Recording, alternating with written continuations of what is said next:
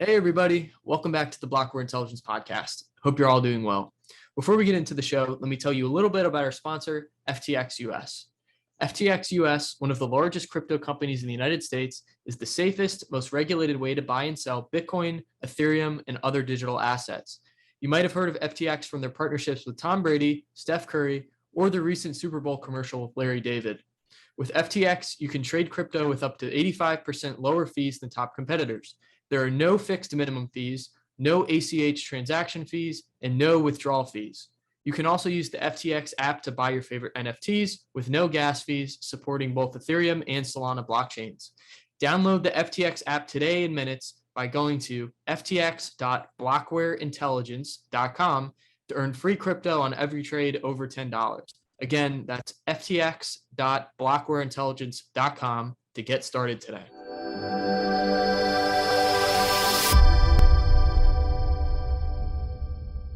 Hey, everybody. Welcome back to the Blockware Intelligence Podcast. Today, we have a very special guest, someone I've been looking forward to have on for a long time, guy who doesn't really need any introduction at this point, Jack Mallers. Jack, thanks so much for taking the time in, and really stoked to have you on. Well, the thrill. What's up, brother? I am stoked. Congrats on all your success, man. I am a fan of yours. And yeah, let's do this. I'm happy to be here. Feeling is very much mutual. I think we could first start with, you had a huge speech at the Bitcoin conference. I mean, dude, I was trying to push up to the front, and it was like literally like wall to wall just to see if people. I think it was the most packed, the speech of the entire conference. So just to recap for maybe anybody who, wasn't there or wasn't able to watch, what were the main announcements that you gave at the Bitcoin conference? And the more important question, what is the significance of these announcements, for your company and the network overall?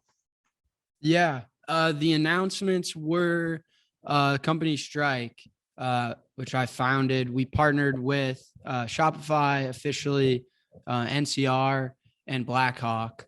Shopify, one of the largest online marketplaces for businesses to accept payments. Blackhawk is one of the largest, if not the largest, alternative payment processor, which we can get into, is super fascinating. And then NCR is the biggest point of sale system in the world. And the significance of the announcement is massive. But the whole concept is adding Bitcoin and the Lightning Network interoperability to retail, to buying things on the internet, buying things in person. And so I don't know where you want to go with that, this, that, and the other, but it was huge. And I don't know, in reference to the network, or you mean like the Lightning Network? I think this is such a big deal obviously for Bitcoin. I think it's a very big deal for privacy. I think it's a very big deal for the payments industry, exclusive or irrespective to Bitcoin. I think it's a very big deal to the Department of Justice. I think it's a very big deal to Senator Warren. I think is like one of the bigger deals. And I tried to allude to it in giving kind of a historic time frame of nothing like this has really happened in 50 to 60 years.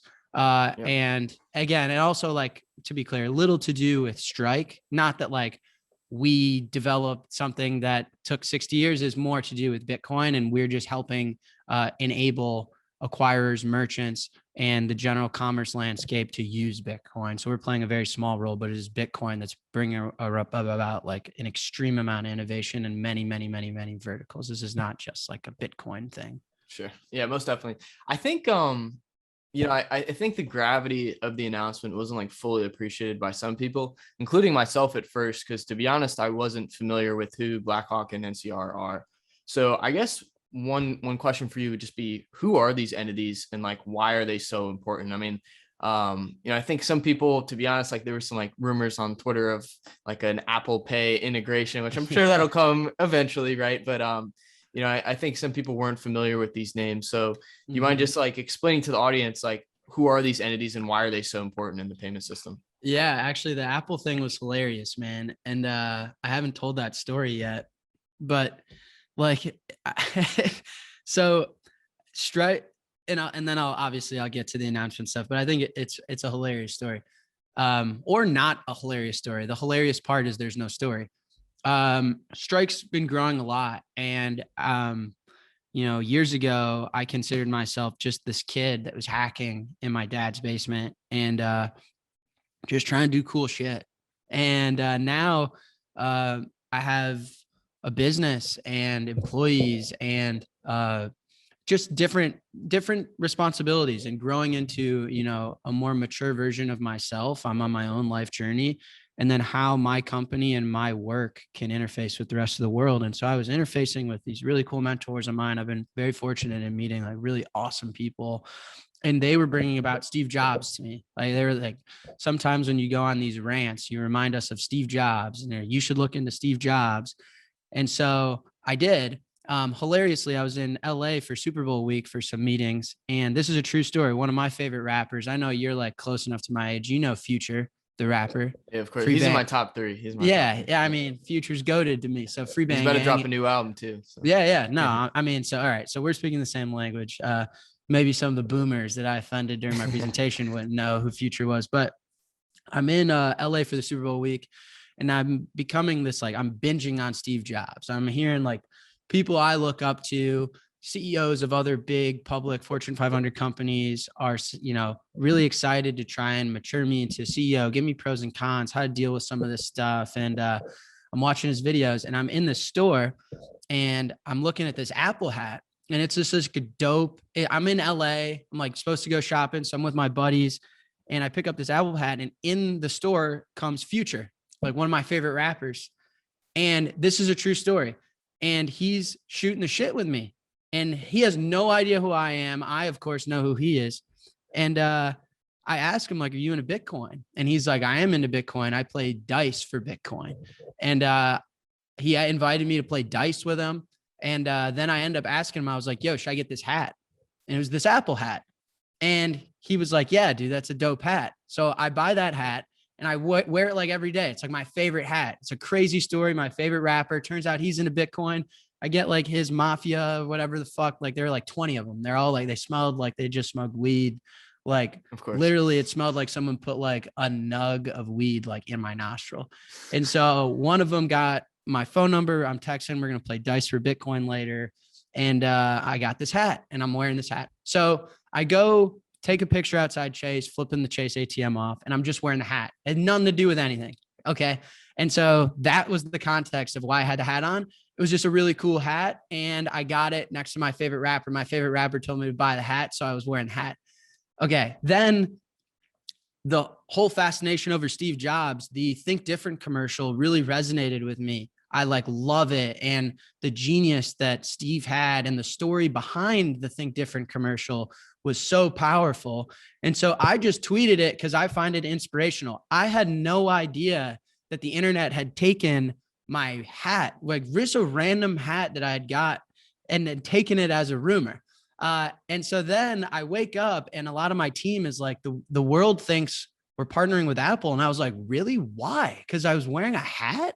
Like, you guys got to be fucking kidding. You got to be kidding. Like, I literally thought it was a joke. And then once I realized that it wasn't actually anyone of substance, it was like a bunch of like altcoin podcasts, and it was a fake Dennis Porter account where they flipped the D and the P. So the account is Penis Dorter or whatever. And so I'm like, all right, so the world thinks I'm partnering with Apple because a guy named Penis Dorter, like, no one has to be taking this seriously. And I thought I was just trolling altcoiners. So I took a picture with a jug of milk and tweeted a milk commercial, and everyone was like, that's it, confirmed, Apple. And I was like, at that point, I was like, should I tweet out like an apology for wearing a hat? And everyone was like, no, just drop it. Like, we don't know how we got into this position. Penis Dorter is out here tricking everybody, and like altcoin podcasts are pumping Apple. And that is the true behind the scenes of what happened. It's a dope hat. I have not worn it since. It's just sitting in my closet. I'm like scared to death to wear. Like, nah, just unbranded hats. Like, you guys can't get a rumor out of me with this hat. And that is what happened. So anyway, to clear the scene, clear the rumor, it was not intentional. I had no idea. And I thought the milk thing would have been like a funny way to be like, nah, I'm not like alluding to an Apple partnership.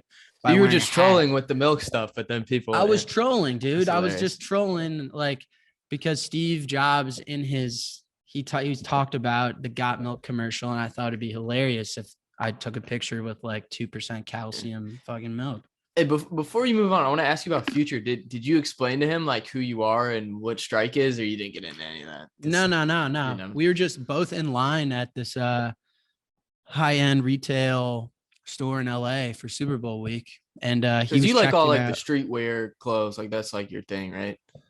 Yeah, I mean, I got like a certain swag I grew up wearing. I mean, some people like my hoodies, some people think I'm childish or whatever. But no, I mean, like I like what I like. And he was checking out in front of me, and he turned, and I asked, like, should I cop this hat? And we ended up getting into Bitcoin. He plays like, him and Drake and all these guys play like dice and stuff for Bitcoin. Huh.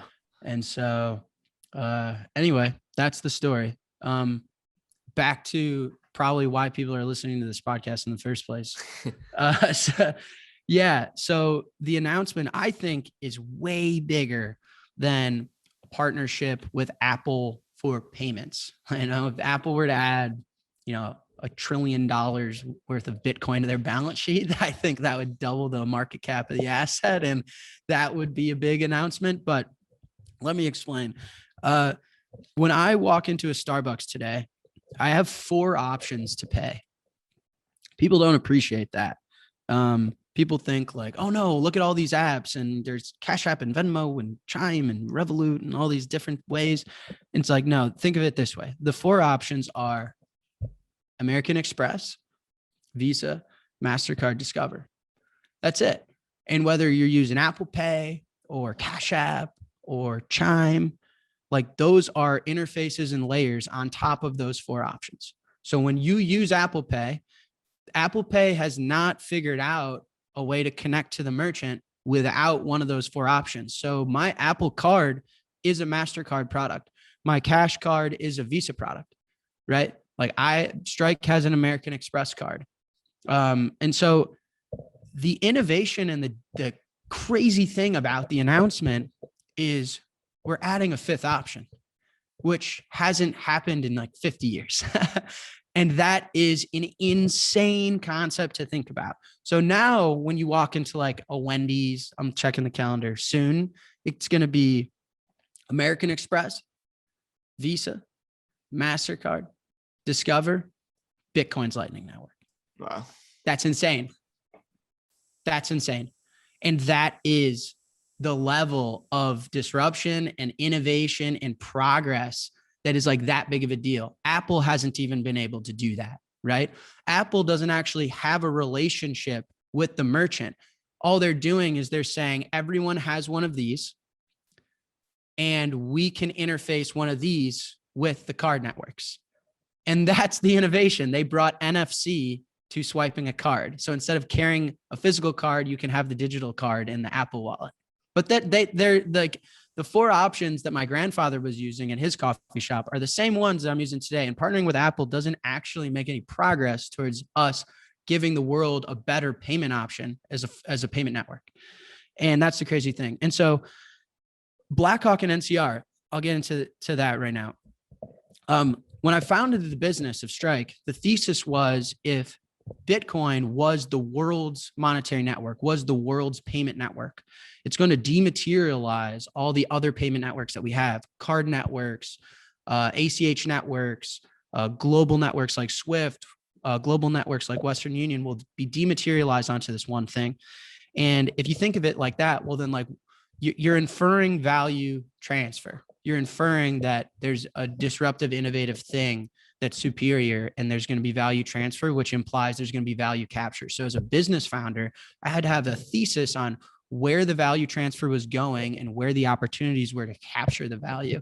And I've talked a lot. So I think of like now you have this Bitcoin Lightning Network thing that's sitting in the middle. There are no intermediaries. There are no like card networks, like a big beached whale sitting in the middle of everything, soaking up interchange fees and stuff, right? Like if settlement is brokered by an open payments network, then where's the value go? It goes to the edges of it.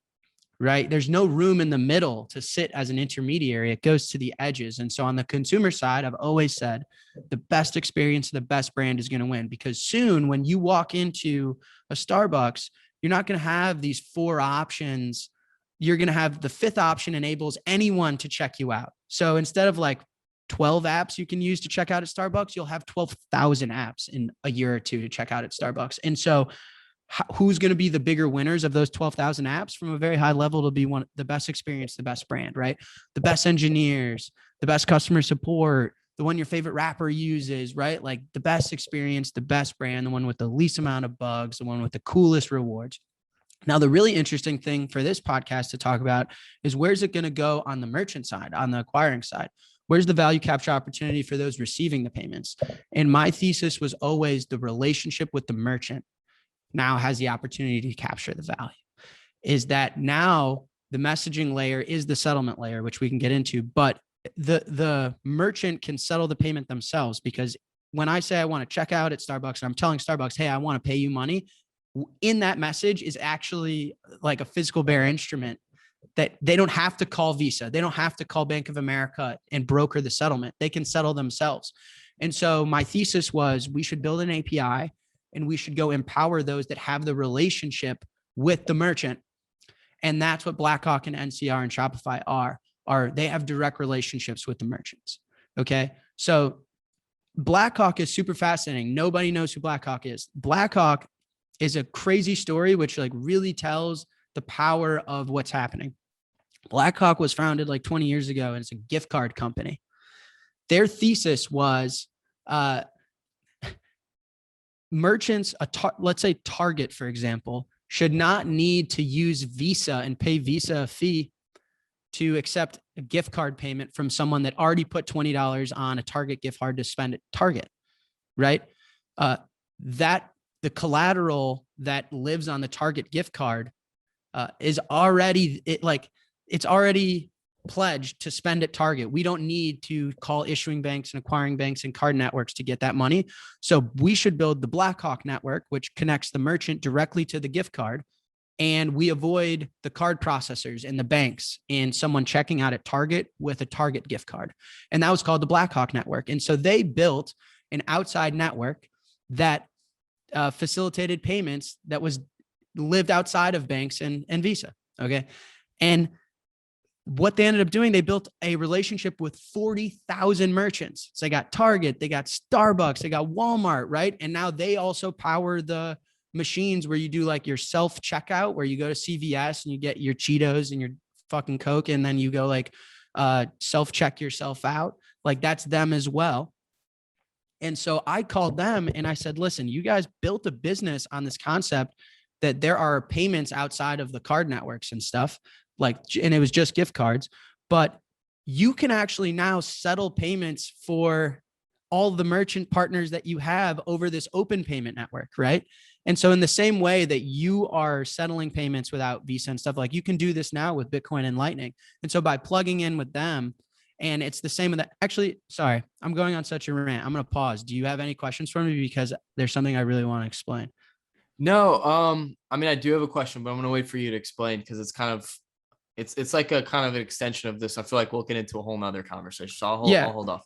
No. Okay. Wait. So it's going to be a rant, and I apologize to the audience. Just bear with me for a second. Let's walk through checking out at Chipotle today, or Target or Starbucks. It's all the same story. Let's say Chipotle banks at Bank of America, and let's say I bank at Chase, and I have a Visa card. And this is a lot of my presentation. So for those that haven't seen it, you can go watch on YouTube. I walk into Chipotle, I swipe the card. And that's effectively me asking Chipotle, hey, can I pay you for the burrito? Now, what happens is Chipotle's point of sale, say it's Blackhawk, say it's NCR, say it's Toast, say it's Clover, any of these things, Chipotle's point of sale is going to send to Bank of America, where Chipotle banks, and says, we have someone that's asking to pay us. We've received a message of someone that wants to pay. And they send that to Bank of America. Bank of America is going to read the first digit of the card and realize it's a Visa card. And then they're going to ask Visa, they're going to say, hey, one of our customers, as in Chipotle, is being asked to being paid. And supposedly one of your partners, Visa, issued the card to this consumer? Can you figure out which bank issued the card and ask if they're good to pay? And so then Visa realizes I bank with Chase, and Chase issued me the Visa card. And Visa asked Chase, hey, is Jack good? Is he good to pay? Right? And Chase says, yeah, Jack's good. And Chase tells Visa, Jack's good. Visa tells Bank of America, Jack's good. Bank of America tells the point of sale system, Jack's good. Then out comes the receipt and I eat my burrito. Now, let's call that the messaging layer, Will. Now, can you digitally move a dollar? Can you digitally move a piece of paper? Can you digitally move a rock? Can I digitally move an art piece, a collectible, a Vincent van Gogh painting? No. So all payments before Bitcoin were promises of future settlement, were debt promises, right? And so that payment to me is completed, to Chipotle is completed, is that the receipt came out the fucking machine, I'm eating the burrito, but no money actually moved. There was just a messaging layer of the bank, the consumer banks with the bank, the acquirer, a bank of Chipotle, and the card network in between gave it the thumbs up and said, we're gonna settle this later. Okay.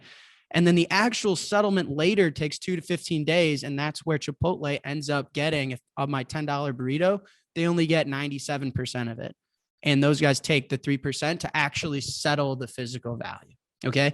And then if you extend that, and so we have the messaging layer and the settlement layer. The settlement layer is behind the scenes. It's different. That's when Chipotle gets their money 30 days later.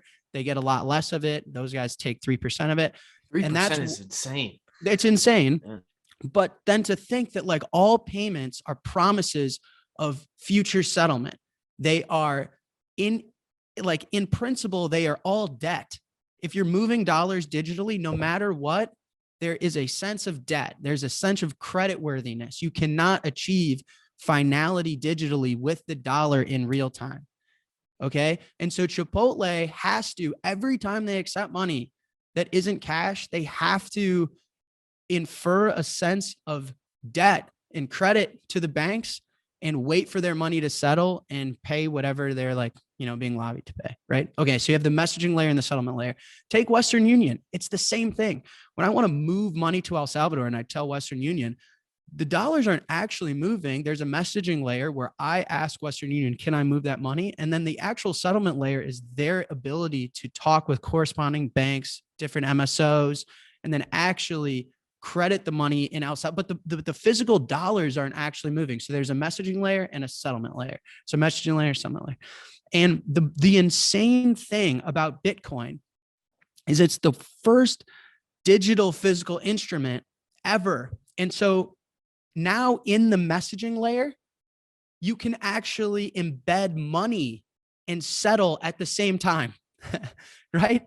And so now when I tell Chipotle, hey, I'd like to buy your burrito, in that message, which is traditionally a card swipe or an Apple Pay, I wave my phone at the machine and I double click the side and it face IDs me. Whatever the message is, like, I'd like to pay you. Inside of that message, I can actually embed a physical digital instrument called Bitcoin that can settle at the same time. Okay. And so then when you realize that inside the message that I'm sending to Chipotle is also now the money, because we have a money that's digital, then you realize Chipotle never actually calls Bank of America, who then calls Visa, who then calls Chase.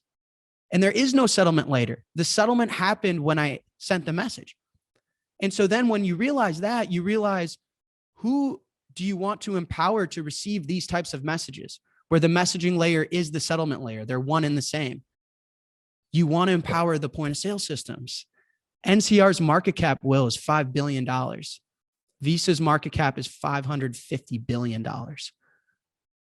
But when using the fifth payment option, so when using American Express, Visa, MasterCard, Discover, NCR has to call the bank calls the card calls the who issued it. When it's the fifth option, where they're using the messaging layer that is the settlement layer, NCR doesn't call anybody. NCR settles for Wendy's. And that's the like, whoa. And that's where the value is. And so then you immediately go find everyone that has the relationship with the merchant. And so for Blackhawk, when I load a Target gift card, okay, we do the traditional handshake where I say, here's my card information. I'd like to buy a Target gift card for my mom. And Target's going to be like, okay, well, we bank with Citi. So we're going to call Citi. Citi's going to realize you have a Visa card. Visa's going to realize Chase issued it to you. Cool, bing, bang, boom. I get the Target gift card. But then Blackhawk realized we already did the bank card network handshake to get the Target gift card. So we should build a network so that when you spend the Target gift card, we don't have to do the handshake again. So you're not getting double taxed on the 3%. And so Blackhawk built a relationship with these 40,000 merchants so that they could settle directly. But as long as you have the relationship with the merchant, you can not only can you settle gift cards, but now you can also settle the fifth option, the Bitcoin Lightning Network payment network. And so now if I just turn on Lightning for these guys, then Target at all these merchants, and when you self-check out, now have the fifth option. If I go to NCR, they have the fifth option. And what's in it for them? What's not in it for them? Like, it doesn't make any sense that NCR is worth $5 billion and card networks and banks are worth $500 billion because they're not involved in the money flow anymore. And it's not a bad or good thing. I'm not talking shit about card networks. I'm not talking shit about banks. I'm just saying, like, when you have this disruptive superior payments network, it was my thesis when founding the company, the value is going to go to the edges. And so it's like, I think that everyone will compete on the edges. Like Chase should build like an amazing Bitcoin Lightning app, and maybe people will use it instead of Cash App and Strike, right? But like the thesis is whoever has the relationship with the merchant and whoever has the relationship with the consumer gets to interface with the open payment standard. And so the announcements were so massive is because all of the people with the merchant networks are turning on a fifth option for the first time in 55 years. And that's the whole like, whoa, payments are being settled without a card network and without a bank. And then that gets you like, whoa, what is happening? What is this Bitcoin thing? Because like the world is changing, and we can get into like human rights and the privacy aspects of it. But yeah, of course. I'll stop. No. So, I mean, that actually made me realize the gravity of it way more than I guess I even realized while you were talking up on stage. So like in my mind, the way I've conceptualized like the future existence of Bitcoin is, I know these are by no means like apples to apples comparisons, but the closest thing in my mind to like the current fiat system would be like Fedwire, and you have like, you know, like Visa or these other payment networks, right? And like the transactions get batched together and then finalized on the settlement, you know, layer at Fedwire. So the way I had kind of seen it was that like the Bitcoin, you know, the settlement network is analogous to Fedwire, and Lightning was analogous to Visa. But what you're saying is that it's actually both in one. Yeah. I actually think I've heard a lot of people try and draw that analogy. I think it's a little defeatist. It ends up distracting and muddling the innovation. The way I think about Bitcoin's base layer is, as I was referencing, it is definitely important that we have a physical instrument that is digital, right? The whole reason we could do this, NCR could check out Wendy's by themselves without having to call banks and card networks, is because there's no concept of debt or credit in the payment, because you have money that can actually move digitally. An internet request is the settlement. There is no complex like negotiations of settlement in 2 to 15 days and what's your credit score. All Wendy's cares about is, hey, you're asking to pay me for a cheeseburger. Is there the money in the message? Is there Bitcoin in the message? Is this a cryptographic payment? Because if not, I don't care your credit score. I don't care where you live. I don't care your gender. Like, either the money's in it or I can't give you the burger. And it's that simple. But the only way, Will, that we could have that is if the money is digital. And if the money is digital, it has to live outside of a central authority. It cannot live with a government. If it's this global thing that kind of lives in the clouds, is what I tried to describe in my presentation. It's almost like within the heavens, this thing. Then the base layer is about enabling a digital money. That's it. It's not about like, well, the base layer is for the slow stuff and Lightning's for the fast stuff. No. The base layer is not about moving. It's the Michael Saylor line. The base layer is not about moving $1 million from here to Japan or moving $10 from me to Chipotle. The base layer is about being able to move $1 million from here to the year 2140.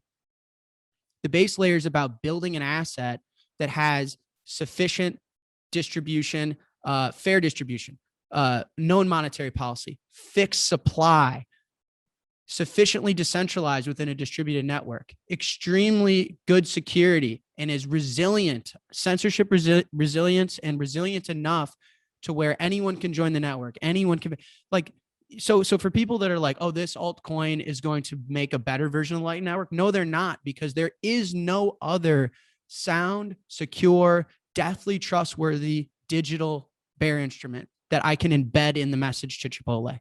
So the base layer is not about, it's the bedrock of it. And it's the only way that we could disrupt payments is if the digital bear instrument exists, and it's going to exist forever. And we know that it's going to exist forever. So it's like, oh no, that Bitcoin's too slow.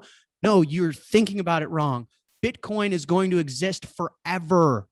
And there's going to be demand for it forever, because it's scarce, because the monetary policy is known, because it's global, because no one can control it. And that allows us to then build a payments network on top of it. So to think that the base layer is like the slower version and this one's the, no. The base layer allows the physical digital instrument to be alive forever.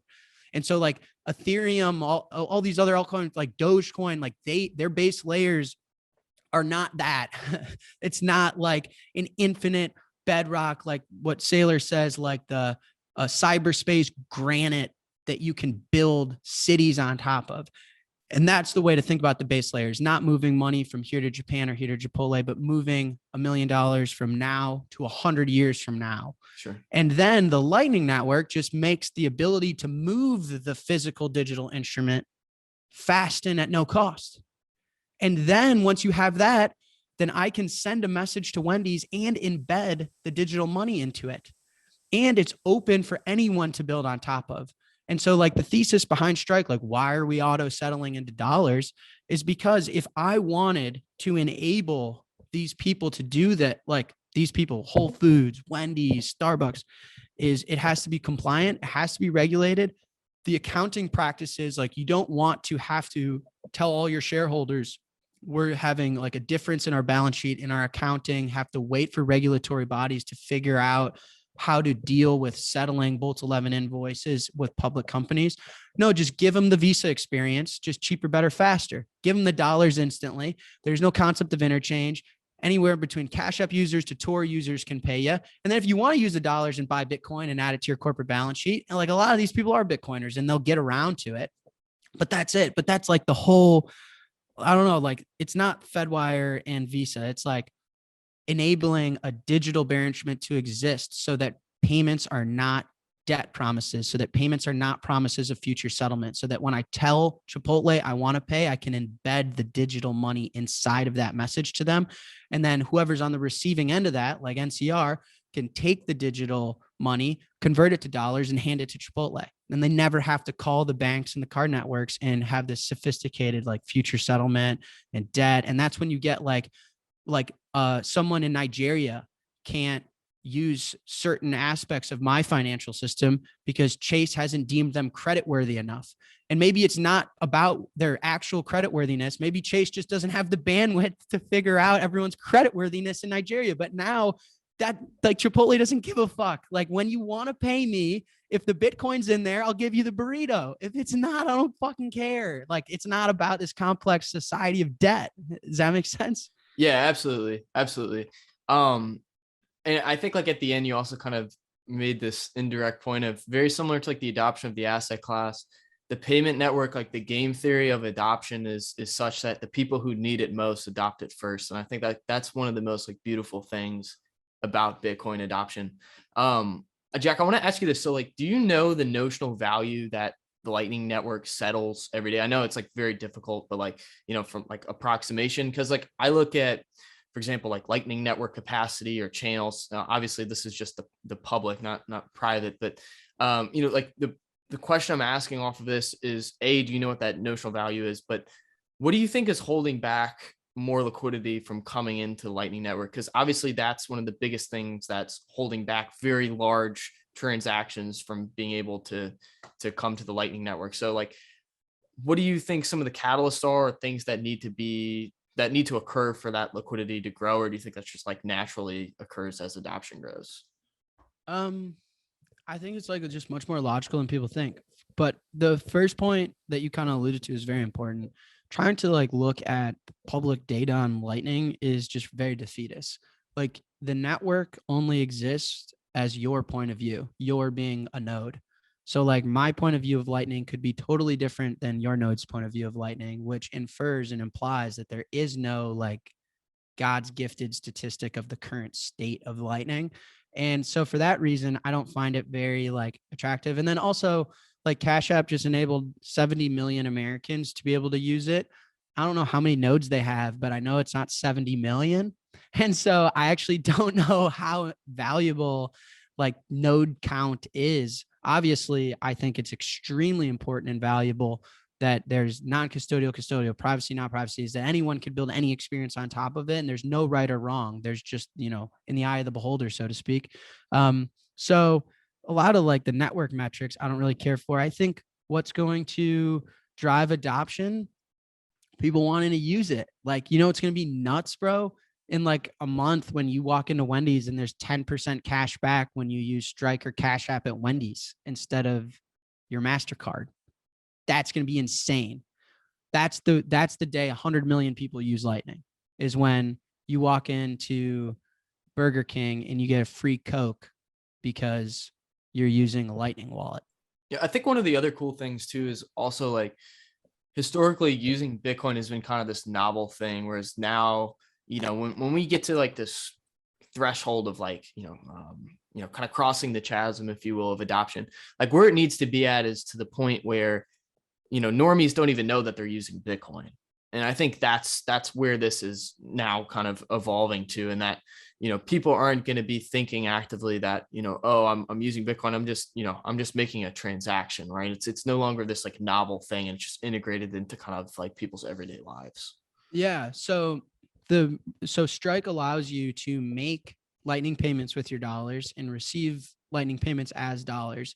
And the reason that was in the very first version is because I wanted to make a particular stance on like someone that uses Strike does not imply their bullishness or bearishness or anything about Bitcoin as a portfolio asset.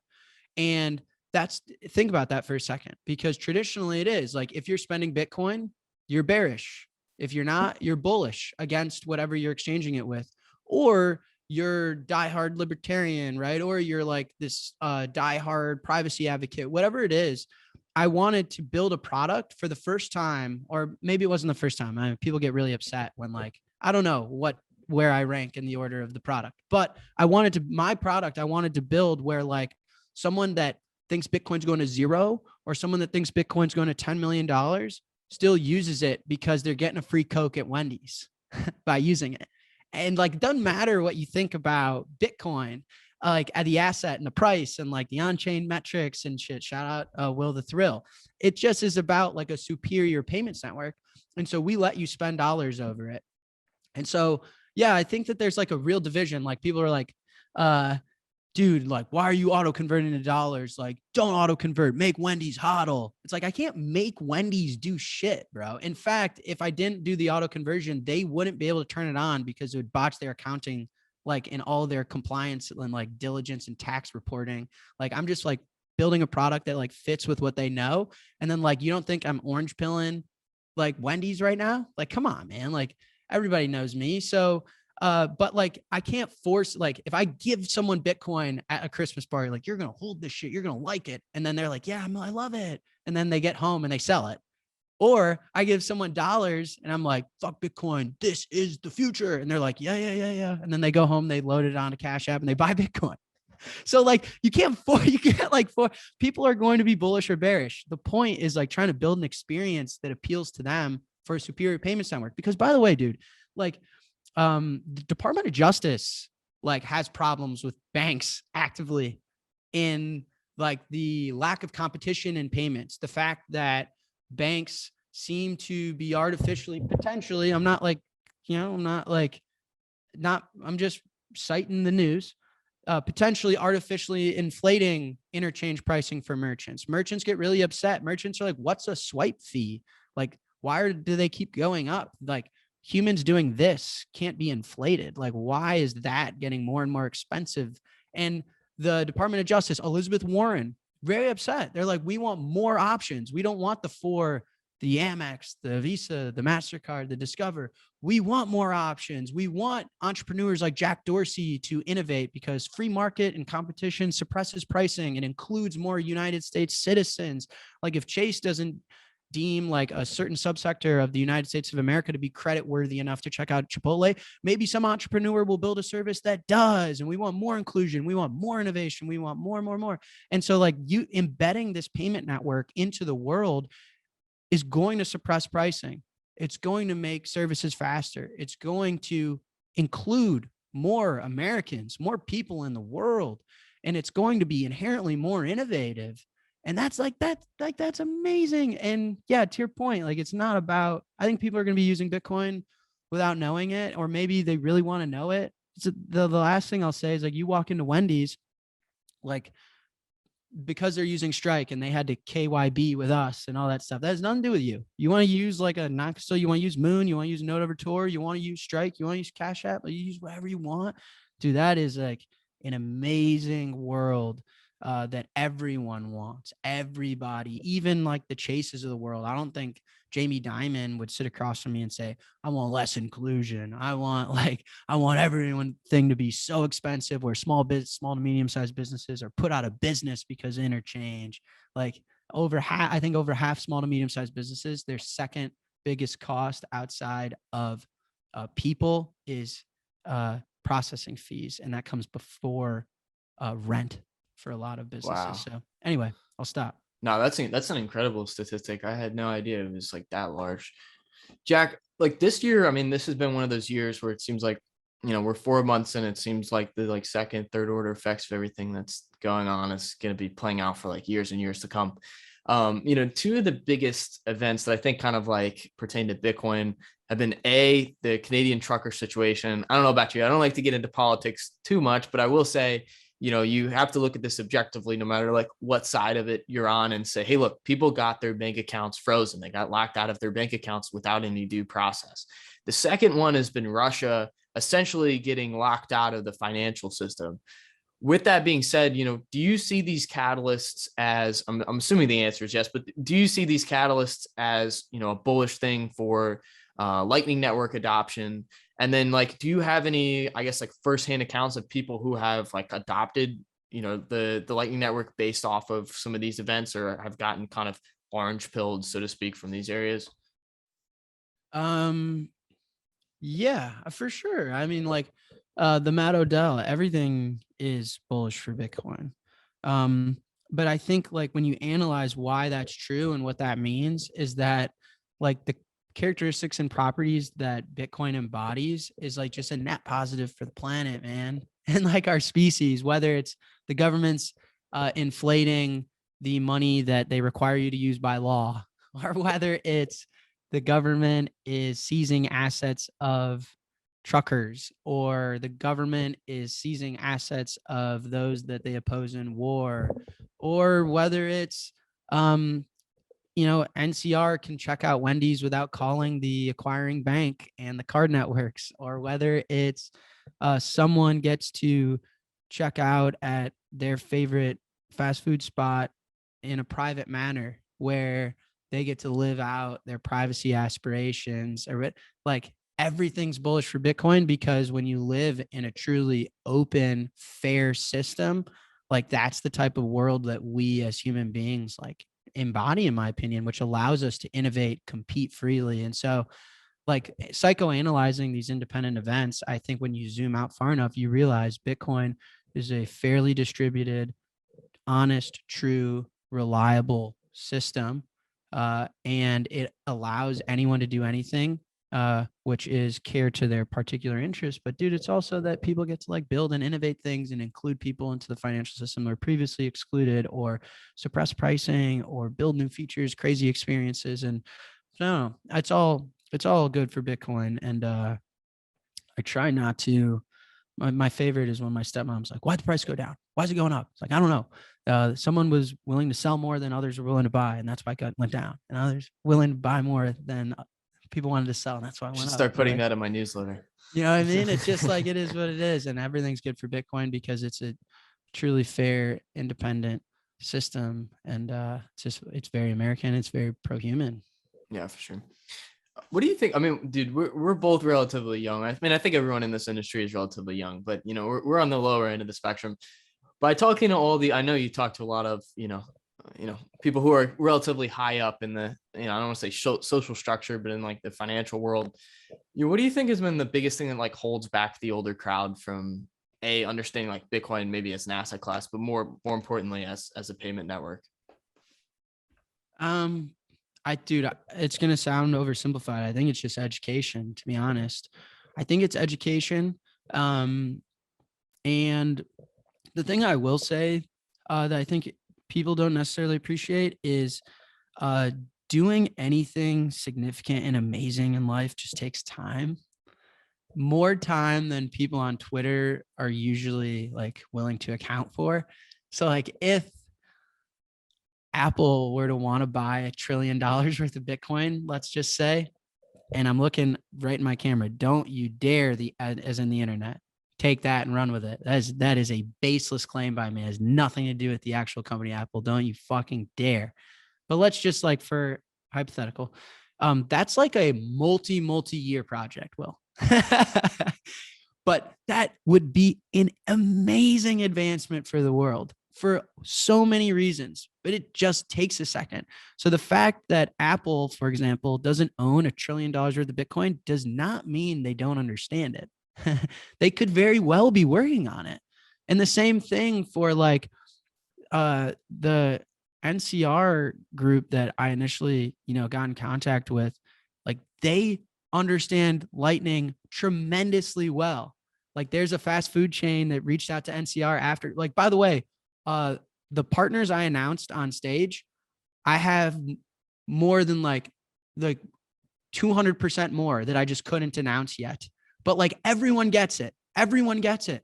Like, everyone's like, oh my gosh, like, what merchant doesn't want cheaper pricing, instant settlement? What like payment processor doesn't want to capture more value for their business? Like, everyone gets it. And like, just turning things on and like doing it the right way and doing things like with real significance just takes time. So I don't know, your question, I think actually that's not true. Like, I think part of your question and part of Twitter implies like, oh, because Bezos hasn't bought all this Bitcoin, then he doesn't understand it. What's the difficulty in explaining it to him? You should try and explain it that way and the other. I think, no, dude, like, logical, smart people with an open mind are not traditionally friction filled with understanding Bitcoin. Like, it's an amazing innovation, and it's getting easier and easier to explain and relate to. Things just take time. It just really does. And I think people underappreciate when they happen, how fast things go.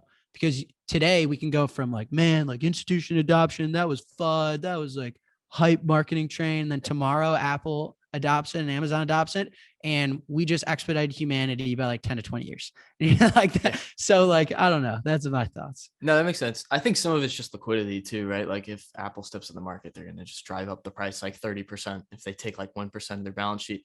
It's funny you said that last part, because like internally, not to do too much shilling, but like here at Blockware, we're working on like a research report, and we're looking at like user adoption moving forward, and it's really actually opened my mind, because like usually I'm doing a lot of like, we were talking about this a little before we started recording. It's a lot of like price oriented stuff, right? And it's been really refreshing to do this report and like step out and look at like the bigger picture for the first time in a while. And like, by doing this report, it's really just made me super bullish on the asset, because you realize, we're still so early. Like, we haven't even really hit like the chasm of like mainstream adoption for the globe yet.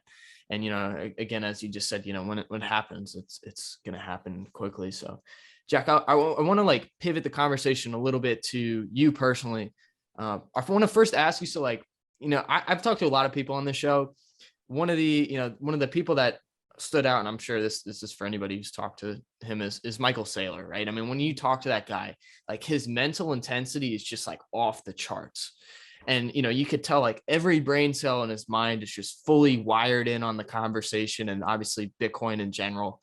And it's funny, like, I had 27 questions written down. I got to 3 of them. We talked for 2 hours, and the guy's been doing it for like 7 hours already for the day. To be honest, and I'm not just saying this, when I've talked to you, it's the same way. When I listen to you on other podcasts, it's the same way. You're very wired in, locked in on your mission, and your mental intensity it's really is inspiring, dude. So how do you stay so locked in and focused? And that's both from like a mental and like physical standpoint. How do you maintain that level of intensity every single day? Mental and physical. Well, first of all, dude, I really appreciate the words. I look up to you. Like I said, Michael, I can co-sign that. He's a huge inspiration to me. Very proud to call Michael a friend. Um, I don't know, bro. I'm a deathly competitive dude. Um, and so I really try and optimize my existence. I think the credit goes to Bitcoin, man. Like, honestly, like, because my answer was going to be is that I try and optimize my existence to being the best possible Bitcoiner I could be, because I think Bitcoin allows for like peak humanity. I've said this line a ton of times. I think as a human, you want to be part of something bigger than yourself. You don't want to live, you don't want to be born and then die alone. You want to build relationships, you want to build a family, you want to meet teammates on your intramural basketball team, you want to meet people in your fraternity or whatever. And then you want to work on something that will last longer than you will. And that implies like some eternal existence and being a part of the species rather than the present day. And Bitcoin enables that. Bitcoin drives the world forward. It is the best way to be interconnected with our species and build relationships and then work on something that will last longer than you will. And Bitcoin as a tool, like what else would you rather work on, man? Like when you zoom out, like, I think at your age, probably it's like, well, I'm a business major, so I want to work on business stuff, or I'm an accountant. I'm in marketing. So I want to, and if you zoom out, it's like, no, I'm a human and like, I'm going to die and I want to be a peak human, an amazing human, and work on something that my great grandkids will use. And I want to build relationships that are tremendously powerful. And to me, I don't know, you can work at McDonald's, you can work at a hedge fund. Working on Bitcoin allows you to build incredibly dense relationships with the world, whether personally, like friends of mine, like Michael Saylor, or just spiritually, and people all over the planet that I connect with over this joint mission in Bitcoin. And then it allows you to work on something that's going to last longer than you will. That's like leaving a legacy, an eternal greatness, and pushing the species forward. And so my life is entirely optimized around peak performance and contributing to that notion. So yeah, I could like walk through a day in the life, so to speak, but I don't know, man. I think it's a lot easier. Like if I was working at McDonald's, I don't know. I'm a deathly competitive dude, so I would try and make sure like every fry was salted and crispy. But it's hard for me to be able to say like no, I would be like as like dialed in on like McDonald's French fry theory, right? So I think like from first principles, it makes a lot of sense, right? Like you want to do something good for humanity. You think of what's the most impactful way I can have a positive impact on humanity. And you feel like for you that's pushing the growth of Bitcoin. I mean, now that makes total sense. I want to ask you, like kind of going off of that, what's the most important aspect of Bitcoin to you? I mean, maybe I'm sure it's hard to like narrow it down to one thing, at least it is for me. So if you want to give a few, you could go wherever you want with the question. um they can't change it because that like the fact that you can't change it implies you could make it scarce, implies the monetary policy could be predictable, which implies it very likely is the hardest money we've ever experienced, which implies it very likely is the best asset to hold, and it will go to the moon and it will appreciate against dollars, against real estate, against equities, right? And then it also implies that you can build amazing payment standards on top of it, and it can be inherently global and it can be inclusive to everyone. But it's the most powerful concept is that you can't change it. You can't change it. And like digging deeper into that is the Byzantine generals problem, is the use of proof of work to make an advancement in computer science and distributed network technology and cryptocurrency. And I know it wasn't called cryptocurrency back in the day, in whatever, eCash. But I think that core founding principle is that you can't change it. There's no outside influence that could do anything about it, that can inflate it, that could change it to proof of stake, that makes it a property, not a security. That makes it this like innovation for our species, almost like from the heavens. And so, yeah, whether you're like someone's favorite part is that it's scarce, or someone's favorite part is that it moves really fast, or it solves a remittance problem, I think it all stems from this concept that we use proof of work to make a resilient, fair, distributed network that has an asset inside of it, and that you can't change it. And yeah, it's that line I had, Bitcoin can change the world only because the world cannot change Bitcoin. Yeah, no, and, that's super powerful. Yeah, that's my favorite property. Yeah, I love that. Jack, before we wrap up, we got on a little serious note. I want to end it a little fun. So two fun questions. The first one is, can we get a little follow up maybe of the story you told on Peter's show? You kind of left us with a little bit of a cliffhanger. Is there any follow up you want to give up at this time, or you want to wait on that? No, I'm learning a lot, just like as a dude, man. I just turned 28, and no, I'm maturing. I'm trying to mature a little bit. I won't tell any top secret stories, but no, like I said, our partners, even since I got off stage, when did I get off stage? Like less than 3 weeks ago, have more than doubled. And there's a lot happening. Everyone should be really excited. I think this asset is way more mature than people give it credit for. And I think things just take time, and people don't necessarily price that in. So people should be excited, but I don't have any flirtatious stories for the crowd today. All right. I assume you're talking about Bezos. So yeah, none of no, I'm gonna let Bezos be today. All right. I figured I'd shoot my shot on that. I hear Last you. one. Who are your 3 favorite rappers, or if you want to say just general artists? Oh, Drake is the GOAT for me. Future's up there. I don't know. Who are yours? Drake for me is like the unquestionable GOAT. My 3 are Kendrick Lamar, J. Cole, because he's from North Carolina, and Future. Those are my 3 favorite. Yeah. Drake, Kendrick, Cole. I mean, Future, all good. Like, I also I grew up in Chicago. There's like this drill scene. So like the Chief Keef, I was other world. So like when I was in high school, I was listening to that. So like it kind of led me into like, I listened to a lot of Lil Baby, like a ton. Right. You like Lil Durk too? I mean, because he's from Chicago. Yeah. Or like Polo G, you like him? Yep. From of course. Chicago. So a lot of that, but even when I'm working, sometimes like I listen to classical music as well, or like even like To Build a Home. I love that song. So I don't know, but yeah, Drake for me is like the unquestionable greatest to ever do it in my generation, at least. I think so. No, I agree. Hey Jack, it's been an absolute pleasure. Before we wrap up, is there anything you want to leave the audience with? Anything you want to plug in, or just, I guess, final thoughts and kind of this time of uncertainty where people maybe have their, Bitcoin conviction hindered for whatever reason? Is there anything you kind of want to leave the listeners with before we end it? Nah, man. I mean, I said this yesterday. I was tweeting out a TV segment. There's just so much noise, and I think the signal is in when now, like, no one knows where to hold and store their money because of inflation. You can't hold it in dollars. And that begs the question, like, where can you hold it? And a lot of people on Bitcoin Twitter are like really sophisticated and accustomed to answering that question. But a lot of the world isn't. Like, they're traditionally known that there's like yield on their savings account. And they just, if they want to save, they put in their savings account. If they want to spend, they put in their checking account. And now that concept is not true. And so to the world, if I was talking to the world, where do you hold your money? You want to hold it in the harder asset, the hardest asset you can possibly obtain. Hard is in reference to how hard is it to produce more of it.